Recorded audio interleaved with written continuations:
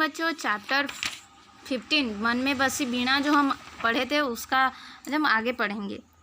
यह सुनकर लाला मुस्कुराया, बोला, आप नारद हो या कोई और, मुझे इससे कोई मतलब नहीं। हाँ, मैं आप इस वीणा को मुझे बेच दो। मेरा लाडला सपूत इसके लिए मचलने लगा है। वे बोले, ना भैया ना, यह वीणा बिकाऊ नहीं है। आपके लाडले सपूत को दूसरे वीणा दिला दो। इतना कहकर नारद जी चलने लगे तो दुकानदार कड़क पर बोला, देखो बाबा, मेरे बच्चे को मन में यह वीणा बस गई है। आप चाहे जितना पैसे ले लो, इसे दे दो। अरे क्या कहते हो भैया, तुम्हारे लड़के के मन में तो यह आज बसी है, मेरे मन में तो सदैव ही यह बसी हुई है। मैं इसे नहीं दूंगा, मुझे रुपए पैसे का कोई मतलब नहीं, नारद जी ने कहा। उसने नारद जी के ऊपर से नीचे तक देखा और बोला, शायद कहीं बाहर से आए हो बाबा। हाँ भैया, मैं देवलोक से आया हूँ, नारद जी ने अत्यंत नम्रतापूर्वक कहा। हाँ, तभी तो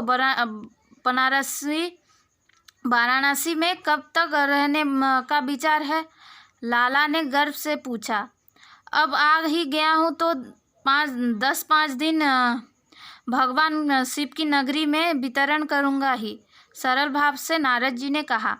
तो मेरी भी सुन लो बाबा, आप इस वीणा को लेकर वाराणसी से वापस नहीं जा सकते। मुझे सेठ पकौड़ी लाल कहते हैं।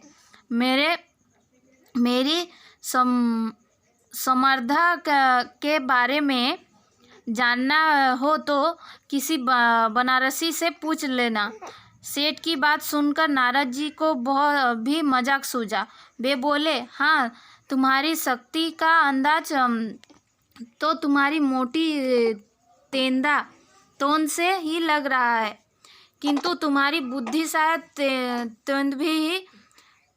तेंदा में भी ज़्यादा मोटी है। जो अपना नाम पकौड़ी लाल रखवा, अन्यथा वाराणसी के हिसाब से तुम्हारे नाम कचौड़ी लाल होना चाहिए था। साधु के मुंह से ऐसी बात सुनकर लाला क्रोधित हो उठा। जैसे ही वह नारद जी पर झपटा, नारद जी अंतर्ध्यान हो गए। लाला का पैर फिसल गया, वह दुकान के नीचे धम से गिरा।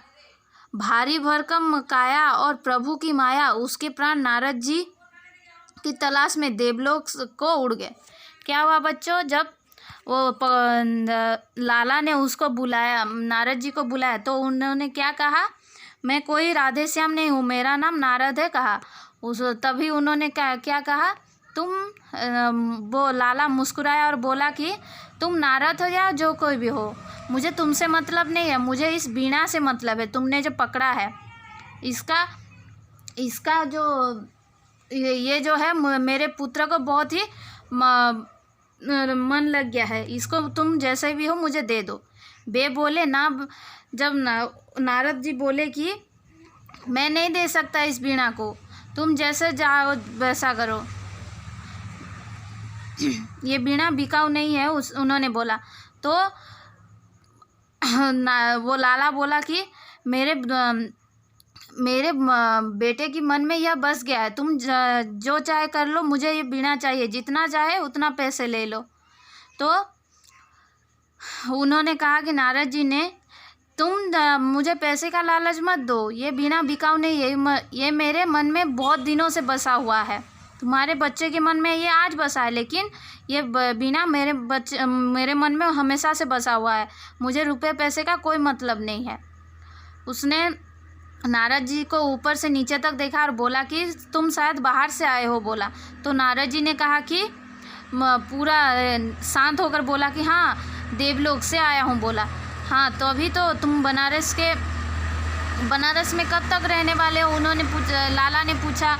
तो उन्होंने बोला कि 10-5 दिन रह कर जाऊँगा, बनारस चारों ओर घूमूँगा और जाऊँगा, ऐसे सरल भाव से उन्होंने कहा। तो तुम बनारस में रहोगे तो किसी से भी पूछ लेना लाला पकौड़ी लाल के बारे में, ये तुम वीणा और वापस लेकर नहीं जा पाओगे, ऐसा उन्होंने बोला। लाला ने बोला। तो उनको भी मजाक सूझा नारद जी को।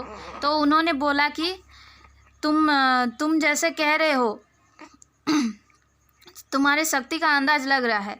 तेंदा मतलब जो आंठू होता है, आंठू, उसमें तुम्हारे जो मोटा जितना जना पता चल रहा है, ऐसे ही तुम्हारी मोटी बुद्धि है। उन्होंने कहा तुम्हारा नाम पकौड़ी लाल नहीं होके कचौरी लाल होना चाहिए था, ऐसा उन्होंने कहा। तो नारद जी के बात सुनकर लाला को बहुत क्रोधित आया और उसने सीधे ही वो नारद जी पर झपटा। तो उसका पैर फिसल गया दुकान से और वो सीधे ही स्वर्ग द्वार नारद जी को ढूंढते ढूंढते चला गया।